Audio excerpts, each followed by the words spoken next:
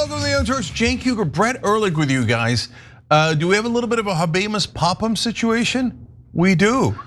You know, habemus papam like popcorn. We got new popes everywhere. Thank God, God's dad, God's son, God himself, and the ghost God. They all got a new pope today. All right, I hear that, that the Holy Ghost is super psyched. Yeah. Okay, so now we have that story for you guys. He's obviously a Marxist, we'll explain. And then a little bit later, more internal fighting between the Republicans. And this is not like the old days where they have the fake fights and then just pushed over to a window to the right. These are real fights, they're bloody, and I don't know who's gonna win them, and I don't know what the end game is. It is super interesting. So chaos is broken out. You're not surprised by that, but that portion of the chaos, it's got some upsides, at least for the rest of us. All right, having said that, let's hit it. All right, let's do it. A new pope has been chosen, that's right, and MAGA is very unhappy about it. I love the idea of being mad about the pope. Here are the details. His name is Pope Leo XIV, and he is officially the first American pope. He's from Chicago, Illinois. His original name, before he changed it, because you gotta as the pope, was Cardinal Robert Prevost. Pope Leo is not just from America, he also has some strong opinions on American politics. And that's triggered a ton of right wingers. We have a lot to talk about. We'll get to it momentarily. But Cenk, what are your first reactions to the Pope of America? I am a little disappointed they picked a Marxist. And we'll explain to you guys all the different ways that he is. And you'll be shocked. Well, if we prove that, you would be shocked. So second of all, they said they got a pope from Chicago, Illinois, and I was like, Rick Strom, I can't believe it. But TYT Sports is losing a valuable, and then I found out it was Prevost. This close, okay? Young Turks is so old, we're on to our fourth pope. We started this 24 years ago. This is our third or fourth habemus papam, depending on how you count Benedict and Francis, because they were double quarter pounder and cheese for a while.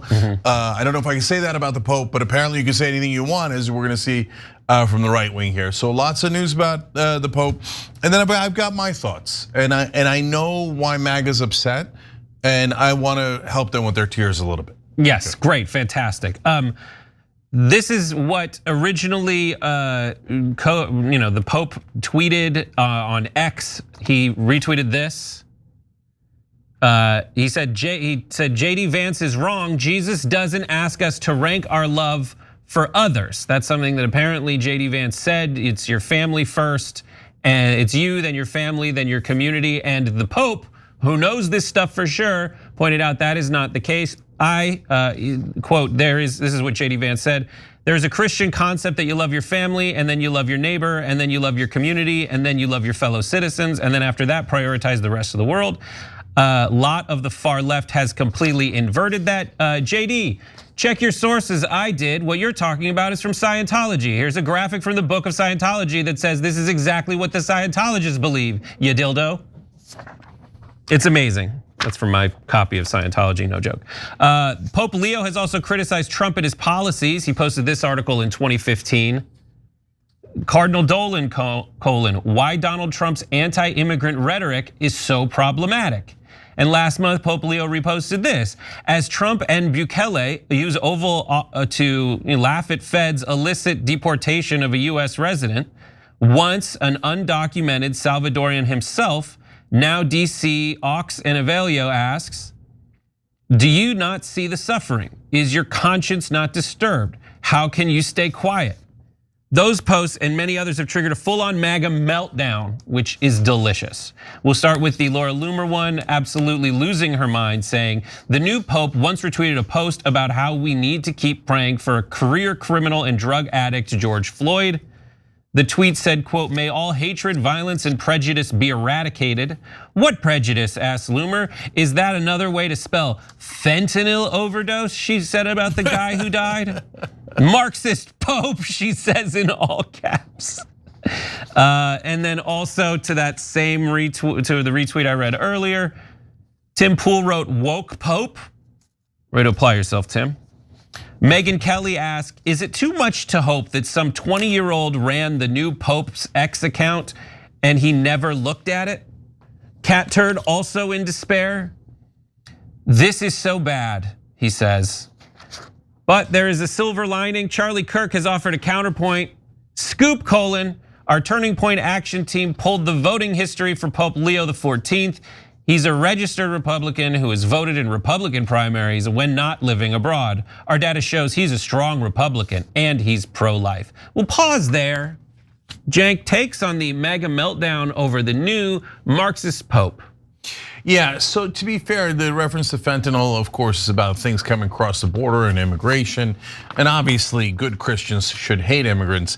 That's why I found this quote from Leviticus 19:34 to be a little bit strange. They said, the alien who resides with you shall be hated and loathed and blamed for all fentanyl. No, wait, no, it actually says, the alien who resides with you shall be to you as the citizen among you. You shall love the alien as yourself, for you were aliens in the land of Egypt. I am the Lord your God.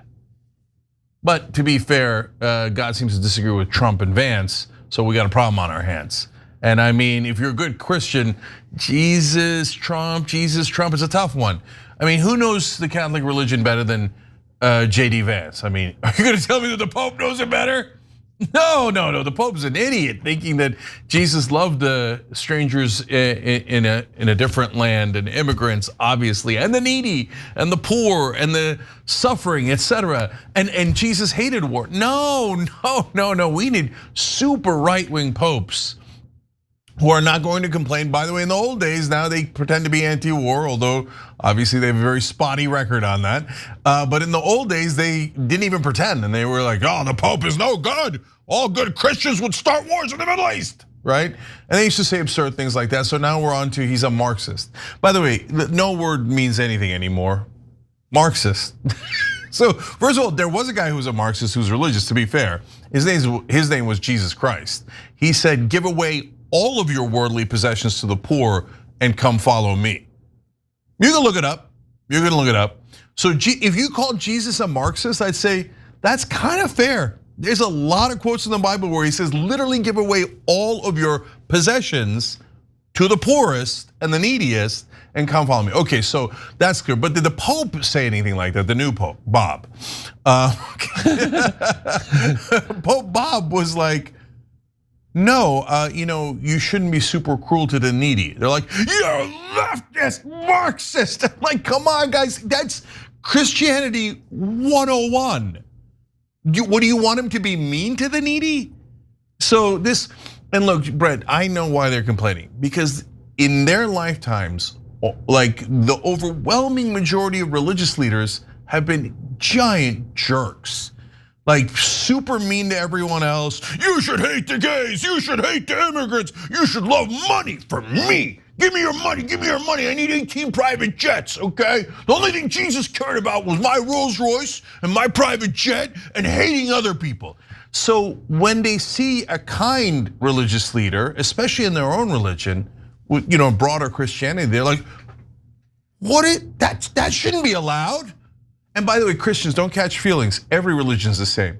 So in Islam, every once in a while there'll be a more liberal, left-leaning, whatever, preacher, imam, mullah, whatever. And the traditionalists, the conservatives, will be like, that's terrible. How dare he try to say that we should be open to the others? The others are bad. Every religion, the bad guy religious leaders always tell you to hate the others. And most importantly, if they're not in your little community and they're not in your little tribe, you should loathe them, and God hates them. God loves you, but hates them. Really? A hating God?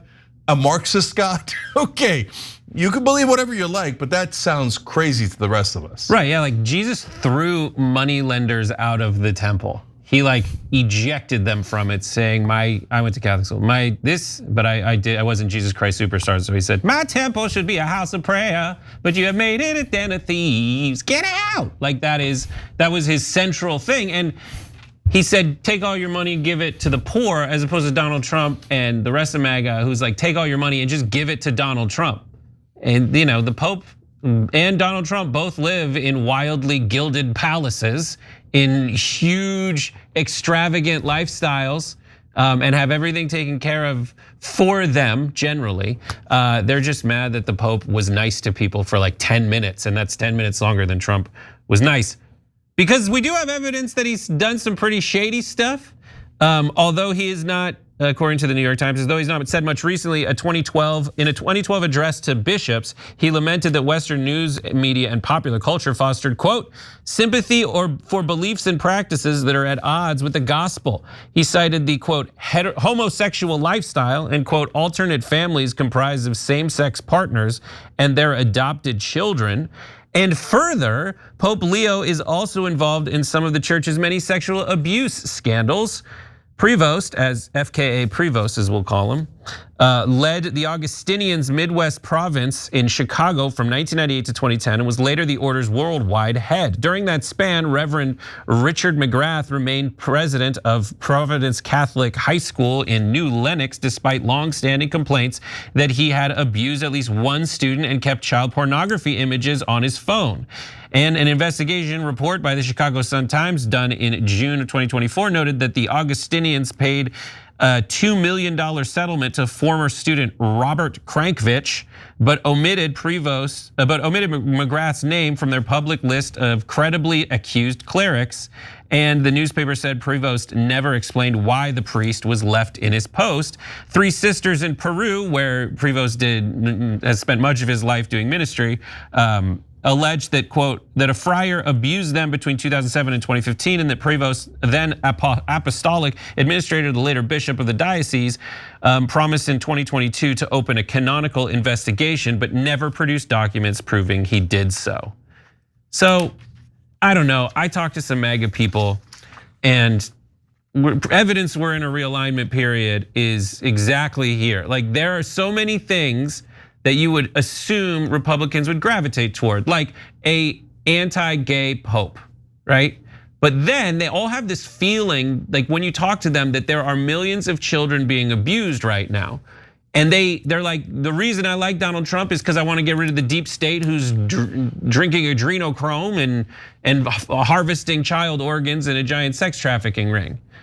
But not when it comes to their beloved religion if they're a Catholic. In that case, it's still a dice roll. But yeah, it's just so strange to see them all on different sides of it. But what's most fascinating to me is immediately asking, do I get to like the new pope? Like, what do I get to? They're all looking around. They find the first thing that they can find about the guy, and then they decide to either lift him up or tar and feather him. But in an environment where the president of the United States, the vice president of the United States, they've all done some things that are so non-Christian and not even, and even non-Catholic, because Catholics are typically the ones with the prettier churches that are built on the money that is tithed in. But I don't know, it's just a nightmare. They can find something that, of course, the former pope had to speak up at some point because the leader of the Republican Party in the most powerful country in the world is so non-Christian. Yeah, I'm gonna come back to Trump in a second, but it's as if like we then saw this guy and we were like, oh my God, I can't believe the Pope is anti-choice. Yeah, that's not that surprising, right? We're used to popes being conservative, right? But the Pope appears to be pretty anti-LGBTQ, especially if you look at his past sayings. That's not that surprising, right? Does it bear, not, right? And so, he might have been part of a cover-up of abuse. Like, if you're on the left, you have to accept that a huge percentage of religious leaders will be massively conservative, right? And then even the ones that are not massively conservative will have deeply conservative positions. So we're used to it. That's why we don't catch the kind of feelings that the right wing is catching. Where otherwise we'd be like, this filthy capitalist Pope. I mean, the economic system has nothing to do with it, right? So they just want to smear everyone as Marxist no matter what they do. And they feel entitled to a pope of their liking, which is not an entitlement that any of us have gotten used to. So that's why you have this disparate reaction when he has what some would consider progressive positions and some certainly conservative positions, right? So we should be a tie, but it doesn't feel like a tie because they feel entitled to a 100% win. And the one thing I keep forgetting is Catholics are 1 in 5 Americans, right? But most Christians are not Catholic in America. So when Lindsey Graham was like, we should let Trump be the Pope, and Trump was like, I'd love to be the Pope, neither of them is Catholic. Yeah, that's another thing I was gonna get to, Brett. So, I mean, get a load of this. So I'm gonna quote one more for you, but there's literally dozens of these in the Bible, including in the New Testament. Deuteronomy 27:19, cursed is anyone who withholds justice from the foreigner, the fatherless or the widow, then all the people shall say, amen, amen. Cursed is anyone who withholds justice from the foreigner. Now, are you sure if you're on the right, you sure you're all being good Christians? You sure you're following the Bible? Have you read the Bible in a while, or have you had a preacher tell you what the Bible is? Oh yeah, Deuteronomy 13, I shall have a private jet. I'd read the actual Bible if I was you, because you might be shocked at what's in it. And so that's the actual Bible. Then Trump comes along and he's like, I'm Presbyterian, but so what, I'd like to be Pope. Okay, I'm gonna be Pope. Imagine if Biden said he was gonna be the Pope and did an AI picture of him dressed as the Pope. You guys, you all know it. The entire right wing would be like, how dare you? We've never been so offended in our lives, right? Let alone if someone who was not Christian at all did it, like Trump. What's your favorite verse in the Bible? I like all of them. Which do you like, Old Testament or New Testament? I like both. I like both. He's never read a word of it. You're praying to an orange Jesus. Come on, guys. It's get real. Or you can say, hey, you know what? You're right. I'm an atheist now. I know I didn't believe anything in the Bible. I just want money, right? And I think Trump's gonna help me with money, or Trump's gonna help me with getting rid of immigrants or whatever. Yeah, I don't care what Jesus said about immigrants and the needy and giving away your stuff. I'm not giving anything away. Screw Jesus, I'm with Trump. Okay, that's fine. At least you're being honest then. Okay, and then finally, I think we should pick new Pope names. Okay. You don't like Leo? I feel Leo's pretty informal. No. I'm saying since if you get elected Pope or selected Pope, you have to pick a new Pope name. We should all pick Pope names. Oh, wow. So I just, right as you were talking, I wrote down 2 of them. One for Trump, Pope Robert Barron the 13th. Robert. Okay. Got it. Robert Barron, right? Robert Barron. Okay, yeah. And so, and now me, of course, I'm gonna be obnoxious and go with Pope Justice, the first of his name. The first Muslim atheist we've had. But you know what? If the left was like the right, they'd be like, yeah, sure, why not? Put Cenk in a Pope outfit, we're good with it. I want my name, my Pope name, I want to be like Pope Kippy. Just like Pope Kip. Hey, he's like a friendly Pope. I do want to say that this is the horrible things you know when you go to Catholic school is Trump wants all truck drivers to speak English, right? But the reason that people on this planet speak different languages is actually, if you listen to the Bible, because of people like Trump.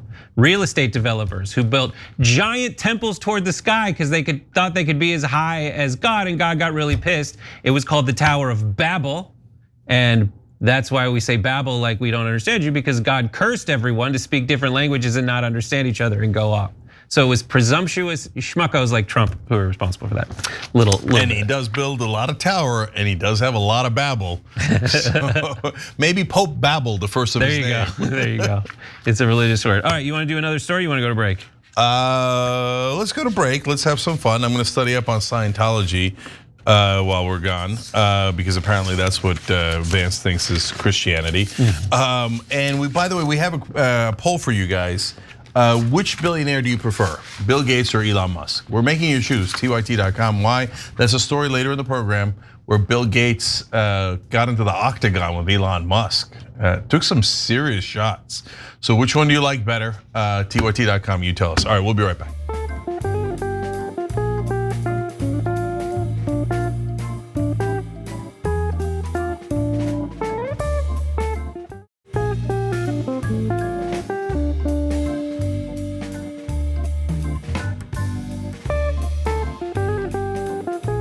All right, back on TYT, Cenk, Brett, and Nas Owusu and World Hub of Organized Potential Incorporated.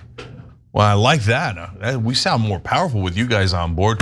That's some new TYT members. I'd hit the join button below the video on YouTube. Everybody else, you can do it at tyt.com/join. You get all of our content then, including old school that Ben and I did a couple of nights ago. Talked about the Marjorie Taylor Greene interview a little bit, and then whether you should have lemons, cucumber, or nothing in your water. Okay, it's a very important topic. Everybody's talking about it. It's the first thing Pope Bob talked about. All right. Okay, so Brett, what do you got next? I really like that. All right, let's get into this next story. This morning, I'm thrilled to announce that we have reached a breakthrough trade deal with the United Kingdom.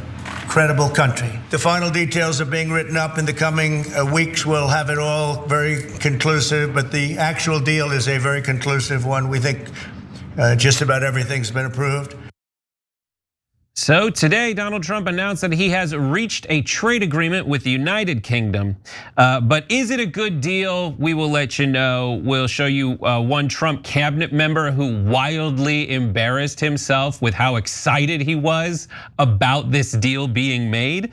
And we'll talk about some more of the details. But first, Cenk, your reaction to this story. Yeah, it's not really a deal. There is a part of it that is real. We'll tell you which part that is, but it's like microscopic. And so this is mainly Trump going, "We got a great deal, everybody, don't worry about it." But the way the stock market reacted was curious to me. So let's show you what a non-deal it is, so you have the right context for, yes, but what's going to happen next? Because my theory is disaster is going to happen next. Let's see if I'm right. Okay, so a lot of you might know that, remember that Trump slapped all these tariffs on a bunch of different countries on what he called Liberation Day. Here's what trade with the UK looked like before Liberation Day. The US carried $11.9 billion trade surplus in goods with the UK in 2024, which ranked the UK as the 5th highest surplus among all trade partners. But very important to say that the United Kingdom was not one of the countries that faced those broad reciprocal tariffs, okay? It was not one of the countries on the bulletin board. However, it was subject to the universal 10% import tariff that applies to all countries, okay? So they didn't get any crazy ones slapped on them. Trump was just like 10%. So after this conversation, we'll talk about some of the nuances of this in a second, but roughly, here's what they get. The UK gets, we eliminate a 25% tariff on UK steel and aluminum. It reduces the tariff on British cars from 25%, it was like de facto 27.5 because of a service fee, and takes that down to 10% on first 100,000 cars, okay? What we get is we are fast tracking US goods through customs. The UK is going to buy $10 billion worth of Boeing jets, and they promise to pull, quote, non-tariff barriers to goods. And finally, according to the White House, the deal will, quote, create a $5 billion opportunity for new exports for farmers, ranchers, and producers, including more than $700 million in ethanol exports and $250 million in American beef and other agricultural products. There's still some details, but with that, just at that point, we'll pause. Cenk, what do you think? So the beef, the agricultural products is real. Getting rid of some of the barriers that existed is real enough. The $10 billion Boeing deal they were going to do anyway, right? The fast tracking is like pretty easy. So here's how you can tell whether it's a big deal or not. You go and look at the how business folks are responding. And so there we had two curious things happen. One was the markets responded really positively in the beginning. They lost a little bit at the end, lost some of their gains at the end, so still up a decent amount. So they were like really encouraged by this. Well, let's see if I'm right or wrong, but I think they were wrong, okay? I think that they were so thirsty for good news that they were like, oh, we got a trade deal, kind of. We have a concept of a trade deal, right? And they got irrational exuberance, but maybe I'm wrong. So JP Morgan put out an analysis, and they're like, it'll make just a tiny difference in the UK. Not sure it'll make any difference in the US. So that's their guidance, not to political world. They don't care about us. That's for the investment folks. Like, so if you're making decisions based on this deal, the effect is gonna be microscopic.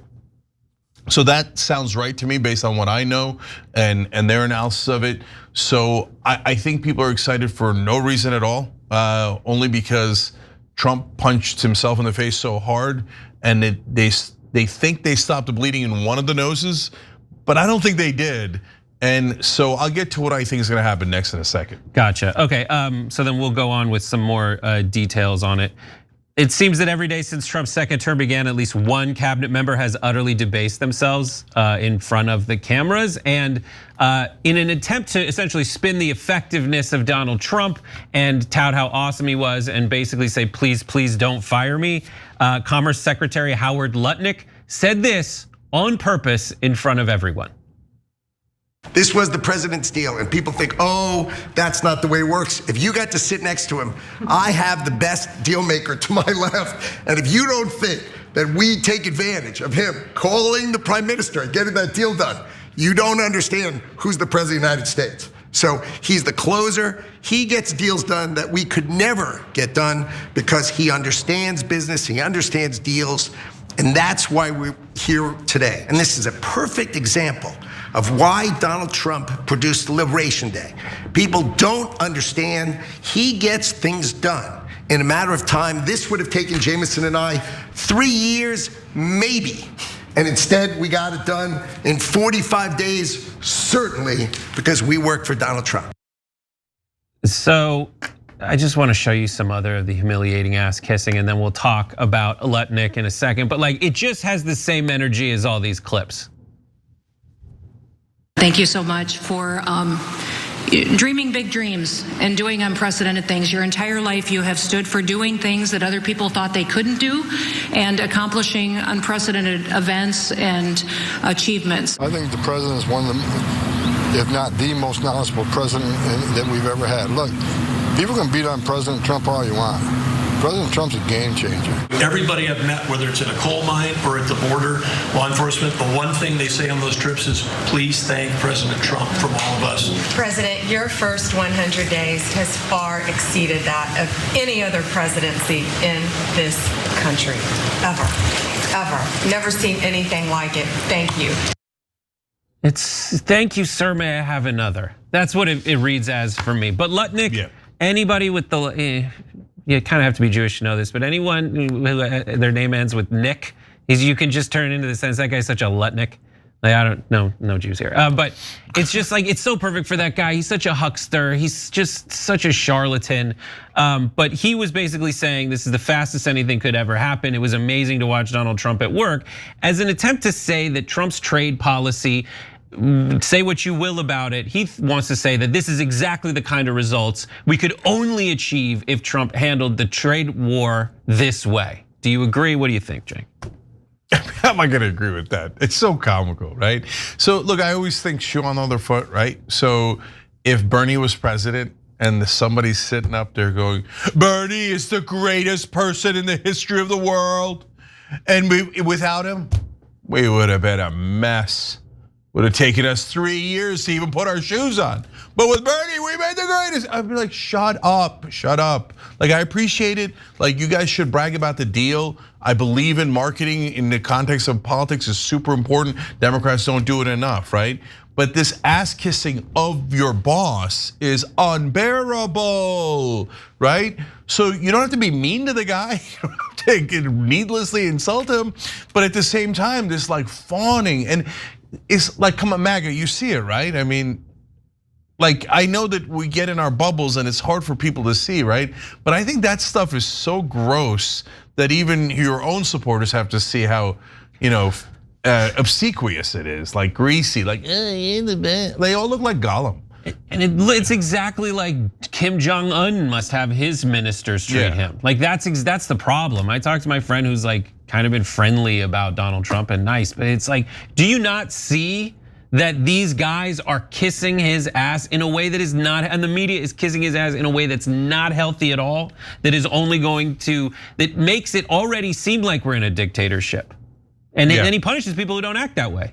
And look, I'll be fair as usual on this as well. So you don't see it as much in public from the Democrats, certainly not from the progressive wing. You know, people say nice things about Bernie, but nothing like this, right? But I've been on calls with Democratic politicians where, oh my God, and in meetings and in person, et cetera, where it is unbearable. It's like, oh, now the great honorable lady from Maryland, and she's just such an amazing political figure, has made all this difference in our lives. And I'm like, I never even heard of her. She didn't make any difference, okay, at all. And then the next person gets on, and then, oh, she's the most amazing, blah, blah, blah, blah, blah. And then Nancy Pelosi, I've been there too, okay? And then when Nancy Pelosi is about to speak, oh my God, it is like this, it is. She is the greatest master legislator of all time. Are you ready to rumble? The greatest person to ever live, Nancy Pelosi. And I'm like, blah, right? And MAGA, if you're not going blah over Lutnick and Bondi and et cetera doing the same, I mean, like MAGA's supposed to be tough guys. You really want to be known as ass kissers? I mean, up to you guys. So on the trade policy itself, here's what's frustrating for me is like he went out there and was like, I am gonna they want to spin it as Donald Trump shook up the world and was like, all right, come and play. But the first person he's making a deal with, he didn't do that to. He just put a 10% tariff on it. He didn't do those like crazy reciprocal tariffs on that. So that isn't part of the plan. And then also Navarro said on day 90 we'll have, as one of them said, they have 200 trade deals. There's not 200 countries. This is the stuff I have so much trouble with. It's like the left gets made fun of for for treating everybody like they're stupid, but like I can't call out that this guy's a weirdo for saying that there's 200 countries and that everybody is gonna go with him on that. Like I find that insane. This was obviously not the plan, and this stuff, most of the deals that Cenk points out, were gonna happen anyway. I don't know about any like ongoing trade deals that have specific quotas for like deals that were already in the works for like specific planes you were gonna buy. Yeah, look, real quick on that stuff. So number one, let's notice that, oh, great, Boeing got a deal. Who's Boeing? Does Boeing live in Kansas, Nebraska? Where does Boeing live? Oh, it's a corporation. Oh, another corporation got another $10 billion deal. Maybe that creates a couple of jobs here in America, but don't get it twisted like they're doing you a favor. They're doing a giant corporation who's a donor and a military contractor a deal and a favor, right? What I think people want from Boeing is what I think most people want the government to do with Boeing is go in there and push back against some of the weird shareholder serving nonsense that they've been doing, where they've been going through and not actually adhering to safety standards. Like that's what we want out of Boeing. We don't need like fix the planes first, then sell them to Europe. Yeah, so SickP44 had an interesting comment on Twitch, one of our members on Twitch. The United States imports a wide variety of goods from the UK. A significant portion of the UK made cars, including, oh yeah, premium brands like Bentley and McLaren are exported to the US. And I was like, oh, that's why Britain was up first. Not because they're an amazing ally, et cetera, but because probably some rich people called and they're like, do you know how much the price of Bentleys went up? Yeah. No, I need a deal with the British immediately, okay? So anyway, good point, I love our members. By the way, the guy who said that they have already started 200 trade deals was Donald Trump himself. Of course. I mean, and nobody can correct the president. Hey, there aren't that many countries, let alone the ones that you put tariffs on, let alone the fact that we only have one kind of a deal with one country, and China's never called, and you kept saying that, oh, they're calling to try to make a deal, and then your Treasury Secretary came out and said, no, they're not. We've had no contact with them at all, right? Like, when do people get tired of the lies? And I think that a lot of people are actually. There's folks like Eric Erickson and other right wingers who are like, this deal sucks. And so, as I've been saying, they're splintering like crazy. And remember, this one they splinter even more on because big business is on the opposite side. So whoever's getting paid by big business is attacking this, and Trump can't stop that because there's too many of them, right? And if you're a steel worker, you're like, oh, that's awesome that Trump just helped British steel workers. by eliminating that tariff. Yeah, I mean, if you make a fair trade deal, no problem. Yeah, their side is going to win while we win as well. Whether it's a good trade deal is a different question. As Erickson points out, again, a right winger, he's like, but Britain basically has 2%. We kept 10% on them, so that's a 5x. It's not reciprocal at all. It's still kind of gigantic, and it's still going to raise prices here in America, not in Britain, right? And so they're just seeing this all wrong. So last things here for me is, well, what's next? So what's next is in the Port of Seattle, they did a story on one of the cable news outlets yesterday. There was a grand total of 0 ships that had come in yesterday. And the last time that happened was during the great supply chain problems of the pandemic. The ships are not coming in because there's nothing to sell, because they normally get from Asia, not just China, he explained, the guy who runs the port, but a lot of Asia. But the ones from China is 145% tariff, so you can't sell anything, it's way too expensive. So they're not bothering to ship it because no one's gonna buy it with that kind of tariff. So tick, tick, tick, tick, tick, tick, tick, tick. So what I always tell you is hold us accountable. If it turns out there are no empty shelves, the prices don't go up, I was being alarmist because I have TDS, right? Then okay, say, hey, Cenk, you were wrong, look at this, here we are in June, July, August, and nothing happened, and we got nothing but great deals from Trump. All right, then we'll see if that happened, okay? But my guess is, once they start seeing the empty shelves and the higher prices, a larger than expected panic is going to set in. And then that's when Trump is going to start backpedaling furiously. Got it. All right, let's go to break right now. We'll read some of your comments and be right back.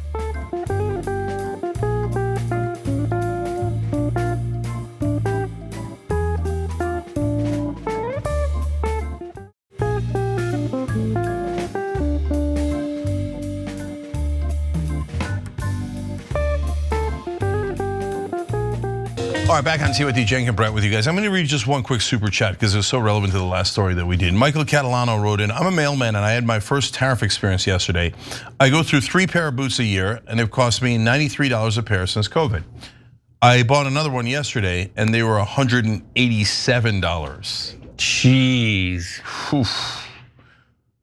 There's gonna be great anger in the country and we'll all see with our own eyes who was right and who was wrong. All right, Brett. All right, let's get into this next little bit. All right, big question. Will America go full idiocracy and make the next next Surgeon General of the United States a wellness influencer? And worse, will that choice have been influenced by Laura Loomer? This is an insane story about who might be the next Surgeon General of the United States.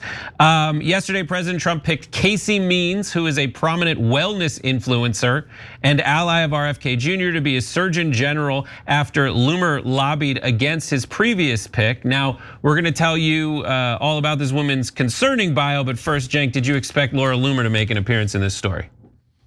Yes, because apparently she's the new vice president. She's deciding who gets to have a job, who doesn't have a job. She's angry at some set of folks in this story, we'll find out.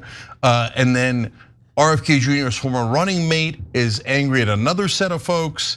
There is so much soap opera in this administration. So if you like drama and reality shows, well, that makes sense. You picked a reality show president, so here we go. This is crazy. So Means is a physician turned wellness influencer who espouses similar ideas as RFK Jr. that lifestyle choices and environmental toxins are responsible for America's chronic health crises. She got her MD from Stanford, go Card, but dropped out of her surgical residency program after becoming disillusioned with traditional medicine. Her medical license is currently inactive. Instead, quote, she founded, according to the AP, founded a health tech company, Levels, that helps users track blood sugar and other metrics. She also makes money from dietary supplements, creams, teas, and other products sponsored on her social media accounts. Now, she's not as outspoken against vaccines as RFK Jr., but is called for, quote, more investigation into their safety and spread claims about them harming children. Like Kennedy, she's also endorsed raw milk. It's raw. And wellness runs in the family. According to the AP, her brother Callie Means is currently a White House advisor who appears frequently on television to promote restrictions on SNAP benefits, removing fluoride from drinking water, and other MAGA agenda items. In his True Social announcement, Trump said this: Casey has impeccable MAGA credentials and will work closely with our wonderful Secretary of Health and Human Services, Robert F. Kennedy, to ensure a successful implementation of our agenda in order to reverse the chronic disease epidemic and ensure great health in the future for all Americans. Dr. Casey Means has the potential to be one of the finest surgeons general in United States history, sure. Now that announcement came shortly after Trump pulled his previous nominee, Jeanette Neshawat, a family medicine physician and former Fox News contributor. Fancy that, he picked someone from Fox News to be on television as his attorney general, who was supposed to sit for confirmation hearings today, actually. Laura Loomer had called for her nomination to be withdrawn in a series of attacks on X earlier this week. She accused the former nominee of malpractice and slammed the Trump administration for failing to thoroughly vet her. Quote, according to Loomer, "We believe Dr. Jeanette Neshawat's allegations of medical malpractice, promotion of DEI-focused initiatives implemented through City MD, and her advocacy of the China virus vaccine as recently as November 2024 render her unfit for the role of United States Surgeon General, and she should not be confirmed by the US Senate to hold the position." She continues, "I know Donald Trump likes people who go on TV for some weird reason I will never understand, parentheses, don't hate me, I still love him. But we can't have a pro-COVID vaccine Nepo appointee who is currently embroiled in a medical malpractice case and who didn't go to medical school in the US as the US Surgeon General." She got her way and claimed a scalp, so to speak, in Loomer-ish, after the nomination was withdrawn. But interestingly, Loomer is furious about Trump's new choice too. Here's what she said, alert emoji. President Trump's pick for US Surgeon General Casey Means said she prays to inanimate objects, communicates with spirit mediums, uses shrooms as plant medicine, and talks to trees. She also doesn't even have an active medical license. The inmates are running the asylum. And in a follow-up tweet, she wrote, "This is honestly insane. I do not believe for 1 second that Donald Trump made the decision. I refuse to believe it." We'll talk about what RFK Jr.'s former running mate says about this and RFK and essentially the movie Manchurian Candidate. But first, Cenk, thoughts on Laura Loomer and this new nominee? Yeah, there's so many different angles to the story. So there's the Laura Loomer angle, and then there's this person who was just selected. Look, I'm gonna give you her upsides because we're the fairest show in America. She wants to take on corrupt food conglomerates, and sometimes the mainstream media paints that as like some sort of conspiracy theory. No, there are food conglomerates and they are relevant and they do have power and they do use that power to put processed foods in, etc. That might not be good for us. And it leaves us, she says, relying on daily medications from the pharmaceutical industry to manage obesity, diabetes, and other chronic conditions. So there's a lot of truth to that. And if you really took on processed foods and high fructose corn syrup, because of the corn subsidies that we give, that's something that we on the left have been worried about for a long time. And so if she does that, great. She takes on consolidated power in the food industry, sugar industry, etc. That would be great, okay? Imagine if she took on the power of the drug companies, that would be great. Now, is she going to do that? I would be shocked. I would fall over and, like they always promise these things. Do they actually ever, so far have they delivered on any of them? No, we had one rule from the Health and Human Services and that was don't criticize Israel, otherwise it'll be bad for your health, right? Like, what does that have to do with anything, okay? So, if they focus like a laser beam on these, great, but they're not going to. They keep talking about, hey, I don't know about vaccines and measles. Man, I don't know why they don't want to be popular. Like a huge portion of MAGA and people that like what they're saying are skeptical about corporate rule and how they have too much power and they're putting junk in our food and our medicine and they're charging prices that are way too high. If you actually tackle that, you'd be a hero. They'd build statues of you. But she's not gonna do that. Now, so, and if I'm wrong about it, great. I'm super happy to be wrong about that. Okay, now, so why do I think that? Dietary supplements, come on, get the hell out of here, man. I know, my thing is gonna grow 3 to 4 inches. I got it, okay, and I'm gonna be smarter if I take your dietary supplements and I'm gonna live forever. I don't believe it. I don't believe it at all. Okay, so are there limitations to Western medicine? Yes, but is Western medicine awesome? Yes, it's awesome. That doesn't mean we should pay super high drug prices. That's corporate power, right? But the medicine actually works, and like your ointment might help around the edges, but it ain't gonna beat cancer. Okay, so and then one more thing for now is that, so now the Loomer part, right? I don't understand why she has this unbelievable outsized influence and power. Like she's previously was such a rando fringe character, right? I mean, in the soap, like Dan Bongino was, just to pick a random person, was way bigger than Laura Loomer. Now he's like deputy of the under something or other, right? Whereas Laura Loomer's like, you're fired, you're fired. She's like the new apprentice, right? And so she's like, you're hired, you're fired, and everybody's listening to her, and Trump's listening to her. Why? I don't get it. I don't understand. It would be like, just again, you pick like a super rando lefty online who blogs from time to time, and then they get to make decisions for Joe Biden when he's in office. Unimaginable, right? The Democrats don't listen to their base enough. If this is just like there's no other shenanigans going on, this might be listening to your base a little bit too much. Yeah, I don't know if it's like on purpose or just by happenstance, because Trump is such a like, who am I talking to right now? And that's who I'm gonna cater the pitch to individual. Like the way the algorithms work is they just kind of send it to a kind of person. They send what you're saying to a kind of person who'd be into that. And so that benefits someone like Trump, who's always lying and trying to make one kind of person feel like he's on their side.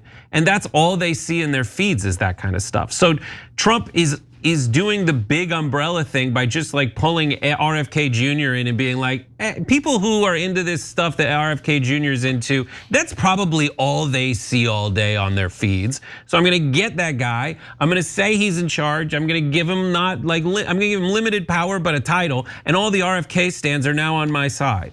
I think that's what it is. I think the Democrats could probably learn from that because there's less danger in letting like progressives be in charge of stuff, because all progressives want to do is make people's lives better and lay down ground rules that stop the abuses of power from ruining normal people's lives. When Donald Trump does this kind of stuff, you end up with like Elon Musk appealing to crypto bros by just being there.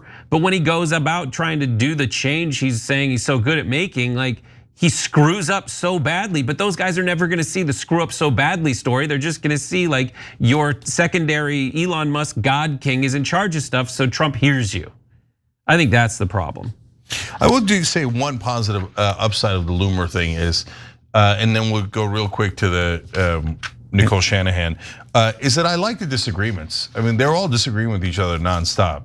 I hate uniformity and orthodoxy, and no one's allowed to dissent, etc. And certainly in Trump 1, no one was allowed to dissent. Now there's dissension everywhere.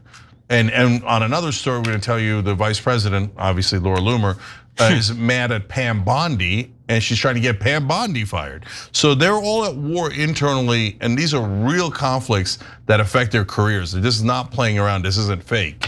So I'm glad there's dissension.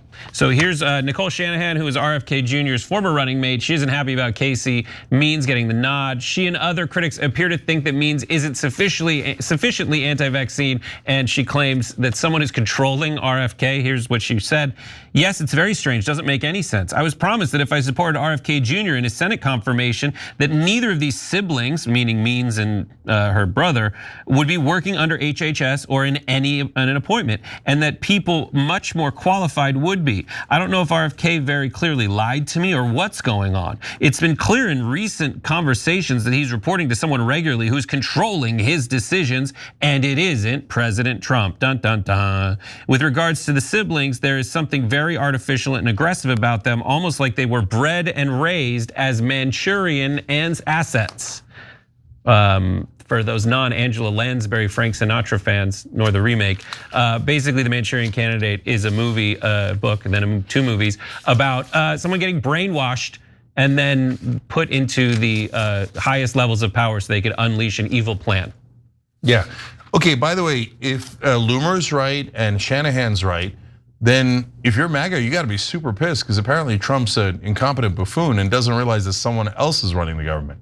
You guys elected him, right? Not some shadowy figure that no one knows who it is. Look, I don't think they're right. I think Trump's in charge. I think Trump's a bit of a clown and he doesn't know what's going on. So he's like, I don't know, Loomer said pick her, no to her, I don't know. Then she said, well, I don't know, right? That's my guess. I know other people think he's a strategic genius. Doesn't know what the Declaration of Independence is. Okay, anyway, there's no plan, there's no guy behind the curtain. But if you believe them, then why is Trump letting the deep state run things? I've had this conversation literally with people and they don't know. They don't know, they don't have an answer. They just short circuit. Yeah. It's like, so when's he gonna unleash this like information and put the he should be against child molesters? Oh, it's not the right time yet, is what one literally said to me. It's like, so when's the right time gonna be? Anyways, wasn't he with Epstein multiple times over the years? And didn't he just bring a sex trafficker back to the States from Romania? I don't know, you tell me.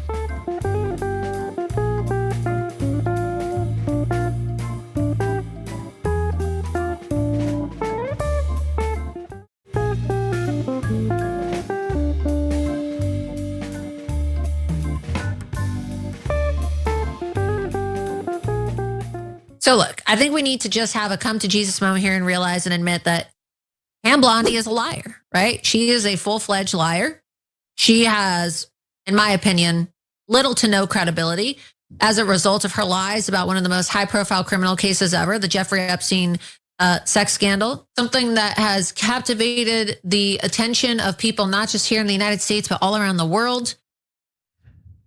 So, will we never get the Jeffrey Epstein's files that are under lock and key? Well, that is the question Laura Loomer wants answers to. But the only person that can answer that question, Attorney General Pam Bondi, isn't delivering. Now, Cenk, as we talked about, Laura Loomer seems to have control in every other aspect of the White House. So, do you think she'll be able to get these files released? No, the Epstein files are one of the most interesting things going on in the US government now. Why? Because of their importance? Well, they're very important and I want them released. God knows what they're doing with them now. But more so because it is showing a lot of MAGA, not a little number of folks that voted for Trump. A lot of them are going, oh, I guess that everyone was liars. Pam Bondi was a liar, Trump was a liar, because they said day one, Kash Patel's a liar. They said day one, this is a day 108. And the only thing they could possibly be doing is scrubbing those files as we speak. Yes. Right? So, but this fight though is important because they're not holding the line. In the past, they would always hold the line. Pam Bondi's not a liar. Those lies are obviously true. And they would have flipped already and they would have been like, Epstein was an upstanding citizen. Of course, Trump shouldn't release his files. This could hurt people, etc. But they're not doing that. They're looking to rip somebody's face off because these files haven't been released and aren't gonna be released. And they're beginning to realize, oh, maybe that Trump's also a politician. So this lateness is something that Laura Loomer is taking very personally. Take a look at this. And usually you hear all these canned responses from politicians that just go ahead and defend Pam Bondi, right? And they say, oh, Pam Bondi's doing such a great job. It's like, all this circle jerk bull. Oh yeah, she's so amazing. Oh my God, she's so great. Blah, blah, blah, blah, blah, right? Yeah, she's not so great. Trust me, guys. She's not really doing such a great job. First, she said that the files were on her desk, right? And then she had that ridiculous Bindergate situation at the White House where she made all these crazy binders that were not even full of Epstein documents and had these influencers essentially run a state media campaign for her where they waved these binders around pretending like they were given Epstein files by Pam Bondi. Well, turns out there's really nothing in the binder. Then she goes on Fox News and says, oh, the files are on my desk right now. Then she tells Mark Levin that the files are being delivered to my office in a truck. So they were on her desk, but then they weren't on her desk. And then they were delivered to her office in a truck.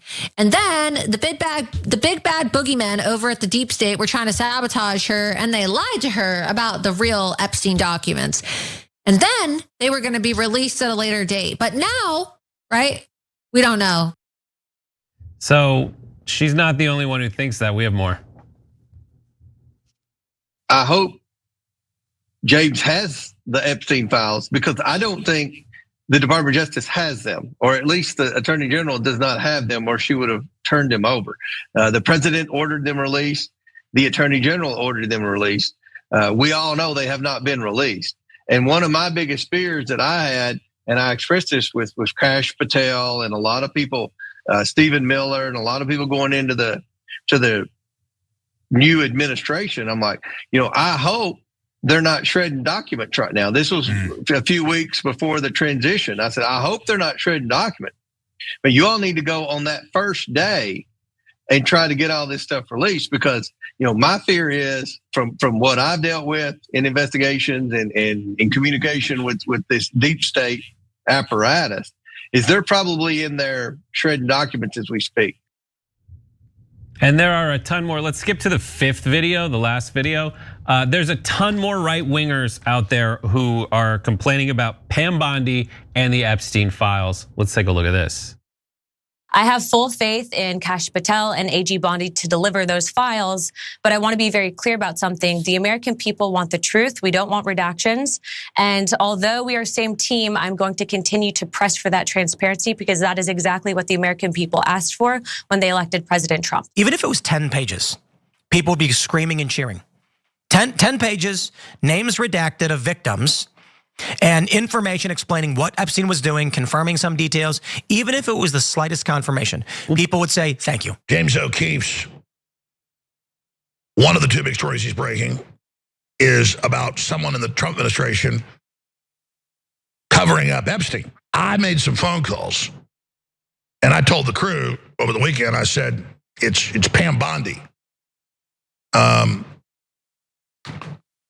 According to my sources. When you promise something to me, and you guys know where I stand when it comes to children and what they've done to children, and you just nailed it. The #1 accuser of Epstein, of Ghislaine Maxwell, of Prince Andrew, the last one, she suicided herself. I don't know what to make of it, Cenk. They all seem pretty upset, and their job is to tell Trump that he's right about everything. I don't know.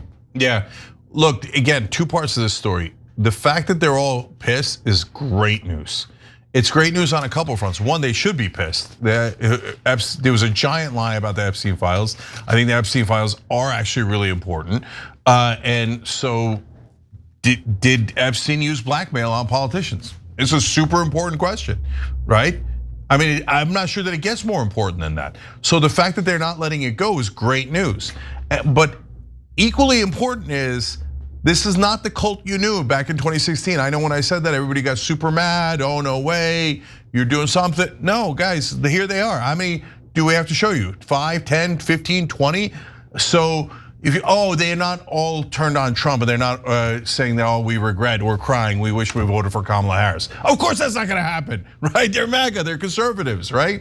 But they're beginning to realize that maybe, just maybe, that Trump and the people in the Trump administration might be full of crap. That is an awesome development, a wonderful development. So, I mean, in the past, they would have never called out somebody like Pam Bondi, the Attorney General, when Trump is still 100% on her side, calling her Pam Bondi, the liar. And I love that they're waking up to the fact that, it turns out politicians might be liars. Of course, but in the past, they would have said, yeah, that's true of the Uniparty, and they might have even said it of Mitch McConnell, et cetera, right? Of the establishment Republicans, but they would have never said it about Trump. They would have never said it about MAGA people, and now they're saying it left and right and center. They're saying it everywhere. I got more on that, but you want to jump in on that? Yeah, it's just like I don't know if they're a different cult than they were before. I think they're just that same group of people that still believe that there's secret cabals of people doing horrible stuff to kids and drinking adrenochrome from their kidneys or wherever adrenochrome comes from. It's just they've had enough time to entertain the notion that maybe Trump's a politician. And he was able to be like, hey, I'm the alternative to the insider cabal, because I've never been president before. And now he's been president for a grand total of 4 years and 100 days. And in their estimation, whatever it is, like 8 years and 100 days. And maybe they're just like, where are those files? I want to read them, so to speak. I'd rather not read them. I'd rather have Alex Jones give me the Cliff's Notes on them. But some of them are gonna take those. But what's crazy to me is that they always thought Trump was the solution to this stuff, even though there's tons of photos of Trump with these people. And like, how do the answer electorally is to get them to get so disenchanted by Donald Trump, they go back to not voting at all, or switch sides. I just, one thing is easier than the other. I think those are the two possibilities. Yeah, I hear you, Brett. But look, think about the entire spectrum. So you're talking about hardcore QAnon guys, right? Yeah. And that is a shockingly high 15% of the country. It makes me despair of humanity that it's 15% of the country, right? So that's a big, big number. So I forget if it's 15 of the country or the Republicans, but either way, it's a giant number, right? But Trump got 51% of the vote, right? A little bit over 51%. So there's an enormous part of that political spectrum that voted for Trump that isn't QAnon, right? And that thought, well, I mean, he's anti-establishment. And I know the establishment guys are full of crap, right? So he seems like he's authentic because he says crazy stuff, right? And that seems authentic. And I hate inflation and immigration. I'm voting for that. Those guys, we can definitely win back. And the fact that some of them are also waking up and going, yeah, not what I bargained for, right? I didn't know they didn't know. And for us, it seems crazy. How could you not know that Donald Trump's a liar, right? And a con man. But they didn't know because that's not the media they got. Right, yeah. Right? But look at now the change, right? So even Laura Loomer, who's genuinely a little nutso, right? And I'll come back to my disagreements with her in a second, and my agreements, interestingly. But she's like, oh yeah, what's Pam Bondi gonna do? Blame the boogeyman deep state? So now they're saying that the deep state's an excuse. I mean, I never thought I didn't think that would happen, right? The deep state is BS, and an excuse for not doing the thing you're supposed to do. Yeah, that's a great development. Right. My pitch to them, and the only reason I say that it's more like QAnon is because it's an Epstein thing, right? Like this is an Epstein story, so that's explicitly what it's about. It's not like tell me about how come a shoe factory closed, and they're like, because they need the rubber for the adrenochrome extraction. Like that's different. But in this scenario, I just think I have an easier time getting people to come around on points when I go, you get to believe what you believed before.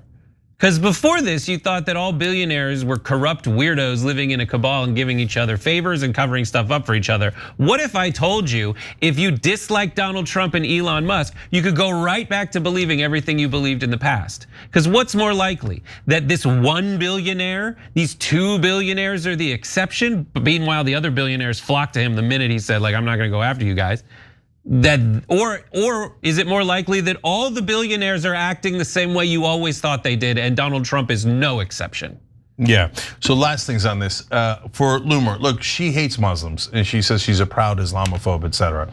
But do I agree with her on the Epstein files? I do. See, you could massively disagree, as much disagreement as possible, 100%. I grew up Muslim, my family's Muslim. Saying that that you're an Islamophobe and you hate or fear Muslims is terrible. It can't get worse, right? What am I gonna do? Agree to? Oh yeah, you all should hate me? No, of course I disagree with that 100%. But that doesn't mean she's wrong about the Epstein files. Like two things can be true at the same time, guys. So take some wins, take some yeses for an answer when they agree with us. And then the funniest defense of Trump, by the way, on social media was he's just doing this to protect Democrats. Yeah, Trump's a well-known Democrat protector, so that's probably the right answer. I mean, if you're gonna come up with a flimsy excuse, do better than that. And finally, if you thought they were angry about all this, Kash Patel just said in hearings today that he's like, oh no, Epstein was definitely a suicide. Yeah. Oh, they're not gonna like that because it is unlikely to be a suicide. And certainly MAGA thinks it's very, very unlikely to be a suicide. So that is not gonna play well, and I'm looking forward to that tomorrow. All right, that's all the time we have in that first hour. And more. Okay, so guys, we got to take a break here. Of course, we got a second hour with Sharon. And speaking of, no, not speaking of Kash. Joe Biden, what are you doing, brother? What are you doing, brother? All right, we'll talk about what he's doing when we come back.